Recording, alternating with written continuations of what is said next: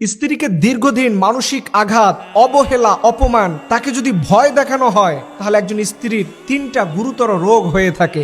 1 number, ওই স্ত্রীর উচ্চ রক্তচাপ, হাই বিপি বেড়ে যাবে। মনে রাখবেন, আপনি যে তার উপরে এত প্রভাব প্রতিপত্তি খাটাচ্ছেন, তাকে যে মানসিক যন্ত্রণার মধ্যে রাখছেন, এই কারণে মানুষটার উচ্চ রক্তচাপ বেড়ে যায়। এটা অনেকের কাছে মনে হয় না যে জুলুম, তবে নবীজি বলছেন ইত্তাকি দাওয়াতাল মাজলুম ফাইন্নাহু লাইসা বাইনাহা ওয়া বাইনাল্লাহিল হিজাব। খবরদার, মানুষকে তুমি প্রভাবান্বিত করো না।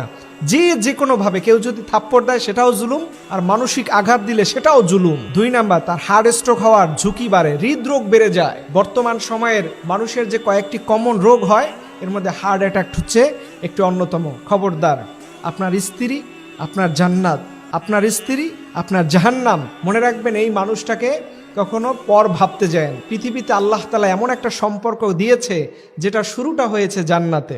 জান্নাতি আমাদের স্ত্রীরা এটা সেলসেলা চালু হয়েছে জান্নাত থেকে। এটা শুরু হয়েছে আল্লাহর অনিন্দ সুন্দর জান্নাত থেকে, যেখানে পৃথিবীর আর কারোর সাথে আমাদের কোনো সম্পর্ক গড়ে ওঠে নাই। 3 নাম্বার, হরমোনের সমস্যা দেখা দেয়। দেখেন, হরমোন নারীদের সবচাইতে কমন রোগের মধ্যে হচ্ছে হরমোন ইমব্যালেন্স হয়ে যায়। এটা আপনারা যারা গাইনি বিশেষজ্ঞ ডাক্তার আছেন ওনারা বলবেন।